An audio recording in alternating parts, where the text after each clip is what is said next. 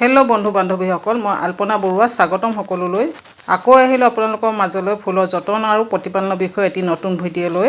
মই মোৰ চেনেলটোত ফুলৰ যতন আৰু প্ৰতিপালনৰ বিষয়ে ভিডিঅ' দি আহিছোঁ। যিকোনো ফুল এজোপা লগাবলৈ সেই ফুলজোপা যতন আৰু প্ৰতিপালনৰ বিষয়ে কিছু আভাস থকাটো খুবেই প্ৰয়োজন। মই মোৰ চেনেলটোৰ যোগেদি কিছু আভাস দিবলৈ চেষ্টা কৰিছোঁ আৰু আপোনালোকে মোৰ চেনেলটো নতুন হয়, আপোনালোকৰ সহযোগিতা খুবেই প্ৰয়োজন। সেয়ে আপোনালোকে মোৰ চেনেলটো ছাবস্ক্ৰাইব কৰি দিব, বেল আইকনটো ক্লিক কৰি দিব আৰু যেতিয়াই মই নতুন ভিডিঅ' দিওঁ আপোনালোকলৈ নটিফিকেশ্যন গৈ থাকিব। তেনে আহক ভিডিঅ'টি আৰম্ভ কৰোঁ। আজি মই লৈ আহিছোঁ খুব সুন্দৰ পাতৰ সৌন্দৰ্য বাগিচা শুৱনি কৰা এই ফুলজোপাৰ যতন আৰু প্ৰতিপালনৰ বিষয়ে। এইজোপা সিংঘনিয়াম হয়। সিংঘনিয়ামৰ বিভিন্ন প্ৰজাতি আছে। এইজোপাৰ নাম পিংক সিংঘনিয়াম। প্ৰথমে আহক জানি লওঁ এইজোপাৰ গ্ৰ'য়িং পিৰিয়ড, মানে কোনটো ছিজনত ভালদৰে গ্ৰ' কৰে। এনেইতো এইজোপা গোটেই বছৰটোৱে পাতৰ সৌন্দৰ্য বাগিচা শুৱনি কৰা ফুল হয়, তথাপি ইয়াৰ গ্ৰ'য়িং পিৰিয়ডটো জনা খুবেই আৱশ্যক। যিকোনো ফুল এজোপা গ্ৰ'য়িং পিৰিয়ড জনাটো খুবেই আৱশ্যক হয়, তেতিয়াহে নাৰ্চাৰীৰ পৰা আনিলে ফুলজোপা ভালদৰে গ্ৰ' কৰিব। পিংক সিংঘনিয়াম এজোপা ছামাৰ গ্ৰ'য়িং ইনড'ৰ প্লেণ্ট হয়, মানে এই বাৰিষা ছিজনত এইজোপা গ্ৰ' কৰে। এই দুইজোপা মোৰ কাটিঙৰ পৰা গ্ৰ' কৰা প্লেণ্ট হয়। এইজোপা বগাই যোৱা ফুল হয়, সেয়ে ইয়াৰ ষ্টিকৰ প্ৰয়োজন হয়। মোৰ এজোপা ডাঙৰ পিংক সিংঘনিয়াম আছে, তাৰে ব্ৰাঞ্চ আনি কাটি লৈ নতুনকৈ পুলি প্ৰস্তুত কৰি ল'লোঁ এইকেইটা। এইজোপা বগাই গ'লে ইয়াৰ গাঁঠিৰ অংশৰ পৰা শিপা ওলায়, সেইবিলাকক এৰিয়েল ৰুটছ বুলি কোৱা হয়, যি ফুলজোপাক বগাবলৈ সহায় কৰে। তেনেকুৱা শিপাৰে সৈতে গাঁঠিৰ অংশ কাটি লৈ নতুন পুলি খুব সুন্দৰকৈ প্ৰস্তুত কৰি ল'ব পৰা যায় এই বাৰিষা ছিজনত। এয়া হ'ল ইয়াৰ গ্ৰ'য়িং পিৰিয়ড। এতিয়া আহক জানি লওঁ এইজোপাক লগাবলৈ পট্টু মাটি কিদৰে প্ৰস্তুত কৰিব লাগে সেইটো বিষয়ৰ ওপৰত। এইজোপা যিকোনো সাধাৰণ মাটিতে ভালদৰে গ্ৰ' কৰে, কিন্তু ভাল গ্ৰ'থ পাবলৈ হ'লে আমি যিহেতু পটত ৰুম, পট্টুৰ মাটিখিনি অলপ ভালদৰে প্ৰস্তুত কৰিলে বেছি সুন্দৰকৈ গ্ৰ' কৰিব।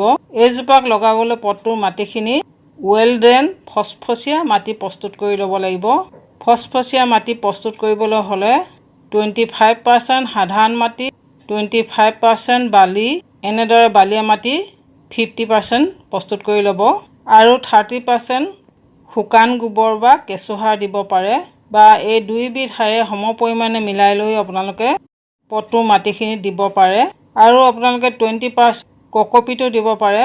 কোকোপিটে মাটি ফচফচীয়া কৰাত সহায় কৰে। এইদৰে পট্টুৰ মাটিখিনি এইজোপাক লগাবলৈ প্ৰস্তুত কৰি ল'ব। এই মাটি মিশ্ৰণখিনিত আপোনালোকে 1 চামুচমান ফাংগিচাইড পাউডাৰ মিলাই দিব, তেতিয়া ফুলজোপাক ফাংগাছে এটেক কৰাৰ সম্ভাৱনা নাথাকে।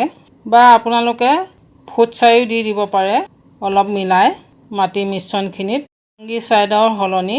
এতিয়া আহোঁ এইজোপাক কেনেকুৱা জেগাত থ'ব লাগে।